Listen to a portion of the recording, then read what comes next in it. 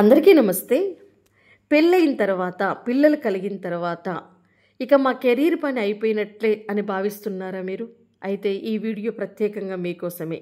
పెళ్ళయి పిల్లలున్న తర్వాత పోటీ పరీక్షలు రాసి ఉద్యోగాన్ని సాధించాలి అనే సంకల్పం ఉన్నటువంటి మహిళలకి ఈ వీడియో ప్రత్యేకంగా అంకితం చేస్తున్నాను. అయితే ఈ వీడియో కేవలం మహిళలకు మాత్రమే కాదు, అందరూ చూడాలి. ఎందుకంటే ప్రతి ఇంట్లో కూడా అమ్మాయిలు ఉంటారు, మహిళలు ఉంటారు. కాబట్టి వాళ్ళని అర్థం చేసుకొని వాళ్ళని ముందుకు నడిపించడానికైనా సరే ఈ వీడియోని అందరూ చూస్తారని నేను ఆశిస్తున్నాను. ముఖ్యంగా పోటీ పరీక్షలకు ప్రిపేర్ అవుతూ ఇంటి బాధ్యతలు నిర్వర్తించడము అనేది నిజంగా కత్తి మీద సాము లాంటిదే. చాలా సవాలు ఇది. ముఖ్యంగా మహిళలకి కుటుంబ బాధ్యతలు, పిల్లల సంరక్షణ, వ్యక్తిగత అభివృద్ధి వీటన్నింటినీ సమర్థవంతంగా నిర్వహించడం అనేది చాలా కష్టమైన పనే. కానీ సరైన ప్రణాళిక, టైం మేనేజ్మెంట్ అనేటివి కనుక ఉంటే ఇటు ఇంటిని అటు చదువుని సమతుల్యం చేసుకోవచ్చు, బ్యాలెన్స్ చేసుకోవచ్చు. ముఖ్యంగా ఈ వీడియోలో పెళ్ళయి పిల్లలు ఉన్నటువంటి మహిళలు పోటీ పరీక్షలకి ఎలా ప్లాన్ చేసుకోవాలి, ఎలా సన్నద్ధం కావాలి అనే దాని మీద మనం చర్చించుకుందాం. చాలామంది యొక్క మనోభావాలు ఎలా ఉంటాయంటే, ఇంట్లో బాధ్యతలతోటి నాకు చదువుకోవడానికి సమయం లేదు అని ఎప్పుడూ ఒక కంప్లైంట్ వస్తూ ఉంటుంది. పిల్లలను చూసుకుంటూ పరీక్షలకు సరిగ్గా ప్రిపేర్ కాలేకపోతున్నాను అని కొంతమంది బాధపడతారు. కుటుంబ ఒత్తిడితోటి నా కలలన్నింటినీ త్యజించాల్సి వచ్చింది అని కొంతమంది బాధపడతారు.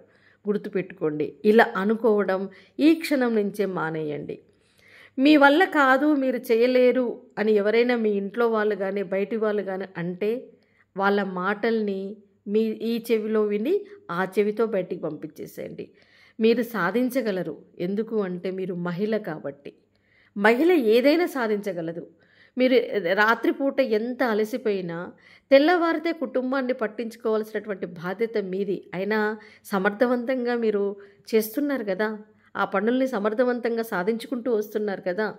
మరి అన్ని పనులు చేయగలిగే మీరు అదే సమయంలో మీ జీవితాన్ని మార్చుకోవడానికి కూడా మీరే బాధ్యత వహించాలి. ముఖ్యంగా నా లక్ష్యం పెద్దది అని మీరు నమ్మితే, నా శ్రమ వృధా కాదు అని మీరు గ్రహిస్తే, నేను ఎంత కష్టమైనా సహిస్తాను, నా కలను నెరవేర్చుకుంటాను, వదిలిపెట్టను అని మీరు నిర్ణయించుకుంటే మీ విజయాన్ని ఎవ్వరూ ఆపలేరు. ఇక్కడ ఈ వీడియోలో మరి మీరు ఎలా ప్లాన్ చేసుకోవాలి, ఇటు ఉద్యోగ సాధన కోసం ఎలా కష్టపడాలి, ఇటు కుటుంబ బాధ్యతల్ని ఎవరిని నొప్పించకుండా, ఎక్కడ తక్కువ కాకుండా ఎలా నిర్వర్తించాలి, వీటి గురించి మనం చూద్దాం. ముందుగా అన్నిటికంటే ప్రధానంగా మీకు చెప్పే మాట ఏంటో తెలుసా?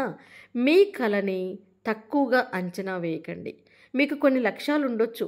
గ్రూప్ 2 జాబ్ కొట్టాలి, గ్రూప్ 1 జాబ్ కొట్టాలి, డిఎస్సి జాబ్ కొట్టి టీచర్ అవ్వాలి, లేకపోతే ఒక జేఎల్ రాసి లెక్చరర్ కావాలి, డిగ్రీ కాలేజ్ లెక్చరర్ కావాలి, ఇలా ఒక ఎస్ఐ జాబ్ కొట్టుకోవాలి, ఇలా ఒక ఐఏఎస్, ఒక ఐపీఎస్ కావాలి, ఇలా ఎన్నో రకాల కళలు ఉన్నాయి కాబట్టి మీరు కష్టపడి చదువుకున్నారు కదా.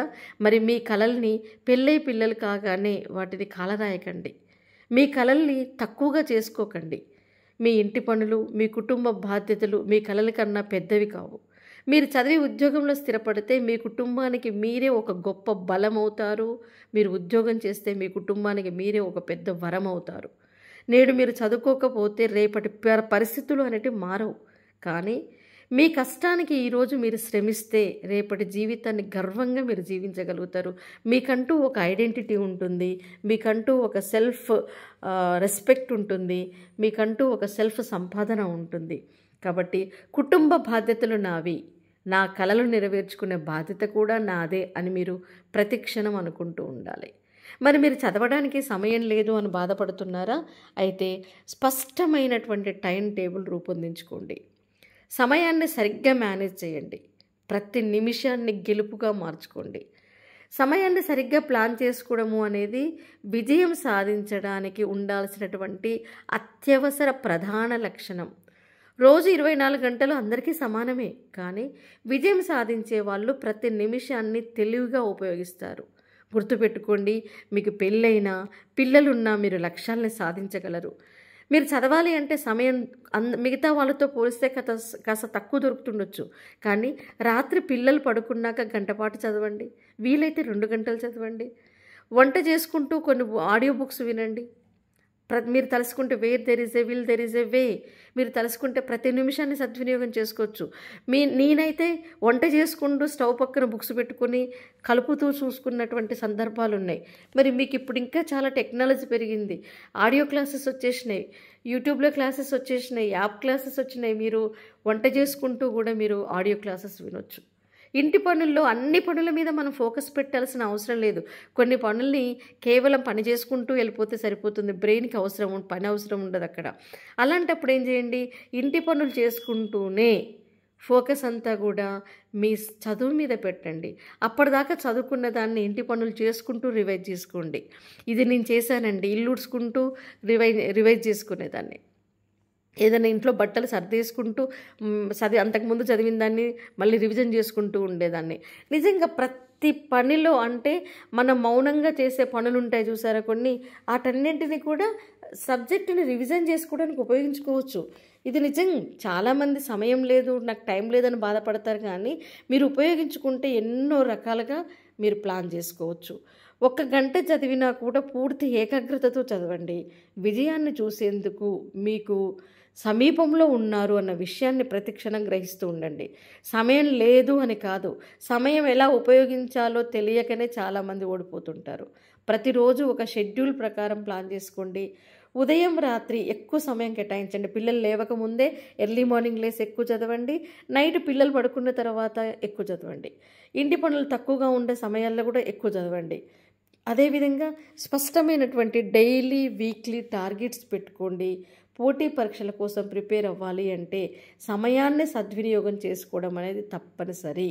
సో మీరు చదవాలి అనుకుంటే ఎర్లీ మార్నింగ్ లేవండి. పిల్లలు లేచేసరికి కొన్ని గంటలు చదువుకోవచ్చు. పిల్లల్ని త్వరగా పడుకోబెట్టి కొన్ని గంటలు చదువుకోవచ్చు. ఇంట్లో పిల్లలు ఉంటే మధ్యాహ్నం పూట వాళ్ళని పడుకోబెట్టి కొన్ని గంటలు చదువుకోవచ్చు. ఇలా ఎన్ని రకాలుగా అయినా సరే మీరు ప్లాన్ చేసుకోవచ్చు. ఇక సెకండ్ పాయింట్, కుటుంబ సహాయాన్ని పొందండి. చాలామంది ఇక్కడ మిస్టేక్ చేస్తుంటారు. అందుకని అందరితో మంచిగా ఉండాలమ్మా, ఇలా చెప్తున్నందుకు వేరే అనుకోకండి.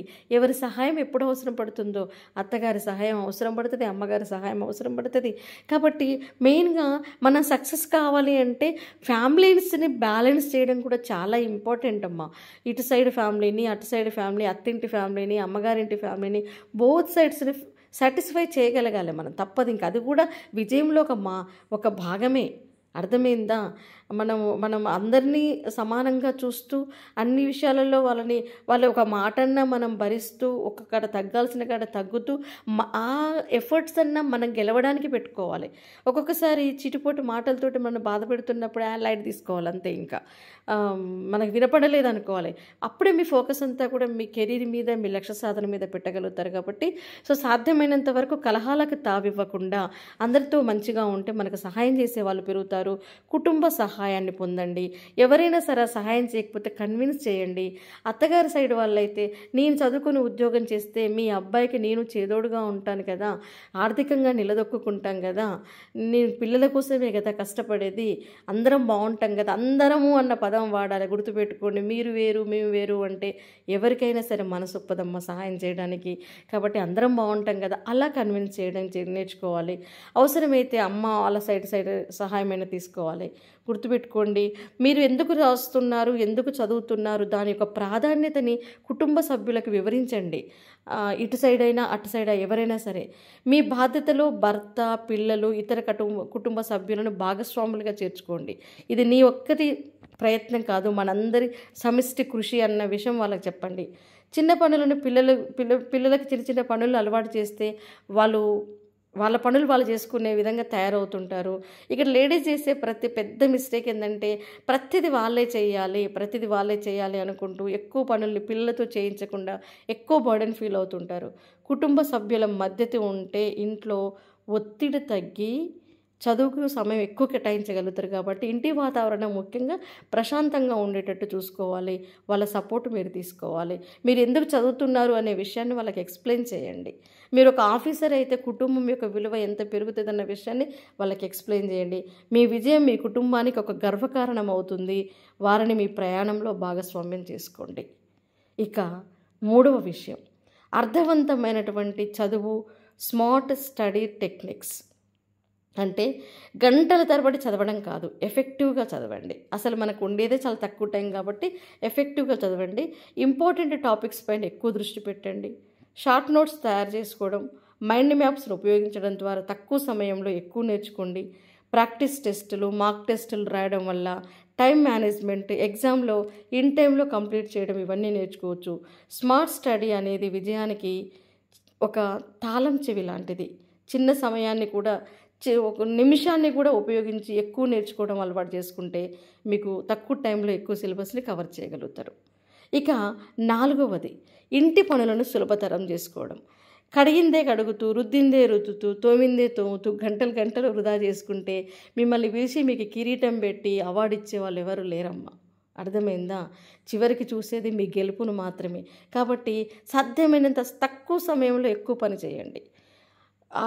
కొంతమంది ఉంటారు ఇంట్లో అన్నీ పదే పదే చేస్తూ ఉంటారు. అంత అవసరం లేదు, మీరు గెలిచేదాకా అన్నిటినీ పట్టించుకోకండి. అంతేకాకుండా కొంత స్మార్ట్ వర్క్ ఇక్కడ కూడా ఆటోమేటెడ్ వంట సామాగ్రిని ఉపయోగించడం, అంటే rice cooker, mixer grinder, food processor, వీటి ద్వారా కొంత టైం సేవ్ అవుతుంది మనకి.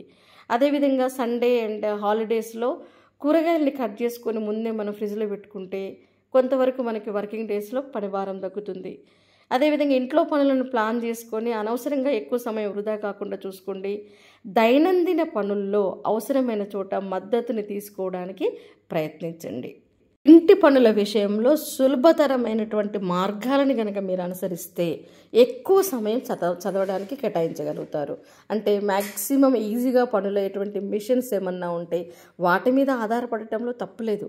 అది ఇంటెలిజెన్స్, తెలివైనటువంటి పని. అదేవిధంగా సర్వెంట్ని పెట్టుకునేంత స్తోమత ఉంటే సర్వెంట్ని పెట్టుకొని మొత్తానికి సమయాన్ని మిగిలించుకున్నటువంటి మీ ఆలోచన అంతా కూడా సమయాన్ని దొరికించుకోవడమే. కబడ్డీ ఆడినట్టుగా ఆడాల సమయంతో మీరు. అర్థమైంది కదా? ఇక అంటే సహజంగా జనరల్గా నేను కూడా చెప్తున్నాను కదా, నా సెల్ఫ్ ఎక్స్పీరియన్స్ తోటి. అసలు నేను నడవకపోతుంటే ఇంట్లో పరిగెత్తడమే, ఇంకంతే. నడిచిన జ్ఞాపకాలు చాలా తక్కువ, పరిగెత్తుతూ పనులు చేసుకునే జ్ఞాపకాలే ఎక్కువ. ఇక నెక్స్ట్ 5వది, ఇతరుల మాటలను నమ్మి మీరు వెనకడుగేయకండి. చాలామంది పెళ్ళైన తర్వాత ఒక టాస్క్ హస్బెండే అంటాడు ఒక్కొక్కసారి, నీ వల్ల కాదులే, నువ్వేం చేయగలసిన అవసరం లేదు, ఇంట్లో కూర్చో అంటాడు. అత్తగారి సైడ్ అంటుండొచ్చు, నీ వల్ల ఏం కాదు అని. అమ్మ వాళ్ళు అంటుండొచ్చు, నీకు ఇప్పుడు అవసరమా, అన్నిటికీ మీ హస్బెండ్ ఉన్నాడు కదా, పిల్లల్ని చూసుకుంటూ ఇంట్లో ఉండు అని, ఇలా. సో అంతేకాదు, నీ వల్ల కాదు అంటుండొచ్చు, నువ్వు ఉద్యోగం సాధించలేవు అంటుండొచ్చు, ఇంట్లో పనులే చాలు ఉన్నాయి, ఇక నువ్వు చదవడానికి అవసరం లేదు అంటుండొచ్చు. ఇలా పోటీ పరీక్షలకు ఫీజులు కట్టి ఫీజులు వేస్ట్ చేయొద్దు అంటారు కొంతమంది. ఇలా ఈ నెగిటివ్ మాటలు మీ ప్రయాణాన్ని ఆపకూడదు. మీ ప్రయత్నాన్ని, మీ కష్టాన్ని మీరు గట్టిగా నమ్ముకోండి. మీ లక్ష్యం అనేది నిన్ను గమనిస్తుంది. ఆ భగవంతుడు నిన్ను గమనిస్తున్నాడు, తన ఆశీస్సులు మీ మీద ఖచ్చితంగా ఉంటాయి. అర్థమైంది కదా? ఎవరైతే నీ వల్ల కాదు అని నిన్ను వెనుకకు లాగుతున్నారో వాళ్ళ అభిప్రాయం తప్పు అని నిరూపించండి. మీరు విజయం సాధించేదాకా మౌనం వహించండి. మీ పెదాలు మాట్లాడకూడదు, కేవలం మీ విజయం మాత్రమే మాట్లాడాలి. వాళ్ళు మీ కళని, మీ యొక్క యాంబిషన్ని చాలా చిన్నదిగా చూస్తుండొచ్చు, కానీ మీ యాంబిషన్ చాలా గొప్పది. మీరు సాధించిన తర్వాత మీరేంటి అనేది వాళ్ళకి అర్థమవుతుంది. కాబట్టి గెలిచేదాకా మాట్లాడకండి అమ్మ, మౌనం వహించండి. నేను చెప్తున్నాం కదా, మనం సాధించేంత వరకు అవసరమైనప్పుడు మూగవారిగా మారాలి, అవసరమైనప్పుడు చెవిటివారిగా మారాలి, అవసరమైనప్పుడు గురుడివారిగా మారాలి. అంతే. కొన్ని చూడకూడదు, కొన్ని అనకూడదు, కొన్ని మాట్లాడకూడదు, కొన్ని వినకూడదు, వినట్టు వదిలేసేయాలి. మనం కొన్ని గెలవాలి అంటే అంతే, చాలా వాటిని మనం పట్టించుకోకూడదు. ఇంట్లో వాళ్ళే కదా, మన వాళ్ళే కదా, ఓ మాట అంటే పోని, శరపడితే నష్టపోయేది మనమే.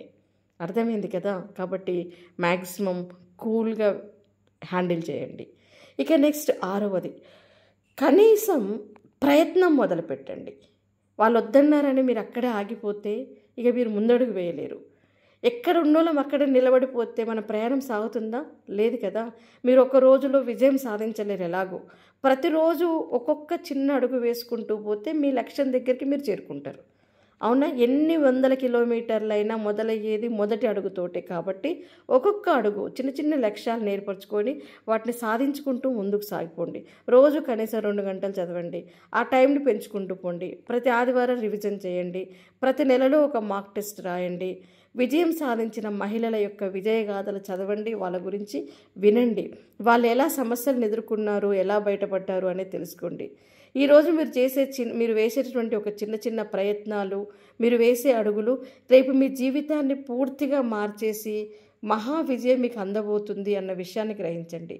ఒక్క రోజులో విజయవంతం కాలేకపోవచ్చు, కానీ ప్రతిరోజు కష్టపడితే ఏదో ఒక రోజు విజయం అనేది మీ దగ్గరకు వచ్చేస్తుంది. మీ లక్ష్యము అనేది ఆగిపోదు. కాబట్టి ప్రతిరోజు మీ ప్రయత్నాన్ని ఆపకండి. ఈరోజు పని ఎక్కువ ఉంది కాబట్టి నేను చదవను, ఈరోజు మా ఇంటికి చుట్టాలు వచ్చారు కాబట్టి నేను చదవను, ఈరోజు నాకు పలానా ఒక పొద్దు పలానా వ్రతం ఉంది కాబట్టి చదవను, ఇవన్నీ కాదు. అన్నిటికీ సమయం ఉన్నట్టే చదువుకు సమయం ఉండాల్సిందే, దాన్ని మనం ఫాలో అవ్వాల్సిందే. ఇక మానసిక ప్రశాంతత కోసం 7వది, మన స్త్రీ మల్టీ టాస్కింగ్ ఉమెన్. జనరల్గా లైఫ్ స్త్రీ అంటేనే మల్టీ టాస్కింగ్, అన్ని బాధ్యతలు చూసుకోవాలి. ఆ బలం నిజంగా మనకుంది. అయితే అయినా కూడా మనకు మానసిక ఒత్తిడి అనేది తొందరగా హార్మోన్ల ప్రభావం అనేది స్త్రీ శరీరం మీద పడుతుంది. కాబట్టి ప్రశాంతంగా ఒత్తిడి లేకుండా ఉంటేనే మీరు అనుకున్నటువంటి లక్ష్యాన్ని సాధించగలుగుతారు. కాబట్టి మిమ్మల్ని మీరు ప్రశాంతంగా ఉంచుకోవాలి. ప్రశాంతంగా ఉంచుకోవాలంటే అనవసరమైనటువంటి విషయాలను పట్టించుకోకూడదు. ఈ పొరిగింటమ్మ, పక్కింటమ్మ, ఆయమ్మ, ఈ అమ్మ అందరి ముచ్చట్లు పక్కన పడేసేయండి. ఎవరి గురించి మీరు మాట్లాడకండి, మీ గురించి ఎవరైనా మాట్లాడినా మీరు పట్టించుకోకండి. అదేవిధంగా మానసిక ప్రశాంతత కోసం, ఒత్తిడి నిర్వహణ కోసం ధ్యానం చేయండి. రోజు కాసేపు మెడిటేషన్, యోగా, చిన్న చిన్న ఫిజికల్ ఎక్సర్సైజెస్ చేసుకోండి. చిన్న చిన్న విరామాలు తీసుకోండి పనిలో, చదువులో. అప్పుడు మీరు కాస్త మానసిక ఒత్తిడి అనేది తగ్గిపోతుంది. ఒకసారి ఫెయిల్యూర్ అయినా కూడా దాన్ని నెగిటివ్గా తీసుకోకండి, నా వల్ల కాదు అనుకోకండి, మళ్ళీ ప్రయత్నించండి. కుటుంబ సభ్యులు కావచ్చు, స్నేహితుల యొక్క మద్దతు కావచ్చు, వాళ్ళకి చెప్పి వాళ్ళ సపోర్ట్ తీసుకుంటూ, లేదా వేరే మిమ్మల్ని మోటివేట్ చేసే వ్యక్తులతోటి మాట్లాడుతూ, వాళ్ళ ద్వారా మోటివేషన్ పొందుతూ, ఆత్మవిశ్వాసాన్ని పెంచుకునే రకంగా మిమ్మల్ని మీరు తయారు చేసుకుంటూ, విజయవంతమైనటువంటి మహిళలు, గొప్ప గొప్ప ఎంపవర్డ్ ఉమెన్ సాధించినటువంటి విజయాలని వీడియోలు చూడటం ద్వారానో లేకపోతే చదవడం ద్వారానో ఎప్పటికప్పుడు మీరు మోటివేట్ అవుతూ మీ ఆత్మవిశ్వాసాన్ని ఇనుమడింపజేసుకుంటూ ముందుకు సాగితే ఖచ్చితంగా విజయం సాధిస్తారు. ఆత్మవిశ్వాసం అనేది అతి ముఖ్యమైనటువంటి ఆయుధం. ముఖ్యంగా స్త్రీలకి ఒత్తిడిని తగ్గించుకొని ముందుకు సాగండి. ఇక నెక్స్ట్ 8వది, నిరంతర ప్రేరణ పొందడం. ఈరోజు ఉవ్వెత్తున ఇప్పుడు ఫర్ ఎగ్జాంపుల్ ఈ వీడియో విని మీకు అరే నేను ఇట్లా చేయాలనిపిస్తుండొచ్చు, కథం ఒక గంట కాగానే కాస్త తగ్గిపోతుంది, సాయంత్రానికి పూర్తిగా తగ్గిపోతుంది. గుర్తుపెట్టుకోండి, ప్రేరణ అనేది నిరంతరం కొనసాగాలి. మీ లక్ష్యం ఎప్పుడు మీ మైండ్లో మిమ్మల్ని తట్టి లేపుతూ ఉండాలి. మీ మనసులో శిలాఫలకం మీద రాసుకున్నట్టుగా రాసుకోవాలి. మీకు అంతేకాదు, మీ మనసులోనే కాదు, మీరు బాగా ఎక్కువ చోట్ల తిరిగే ప్లేసెస్లో ఒక పేపర్ మీద రాసి అంటించుకోండి మీ లక్ష్యం గురించి. అది ప్రతిక్షణం మిమ్మల్ని గుర్తు చేస్తూ ఉండాలి. ప్రతిరోజు తక్కువైనా పర్వాలేదు, ఏదో కొంత మీ లక్ష్యం కోసం ప్రయత్నించండి. అర్థమైంది కదా? కొంచెమన్నా చదవండి. అసలు చదవకుండా ఉండడం కంటే చిన్న చిన్న విజయాలను సెలబ్రేట్ చేసుకోండి. అవి మీలో ఉత్సాహాన్ని మరింత రెట్టింపు చేస్తాయి. అలసిపోయినప్పుడు మీకు స్ఫూర్తినిచ్చే వ్యక్తుల గురించి తెలుసుకోండి, వాళ్ళ యొక్క విజయగాథలు వినండి.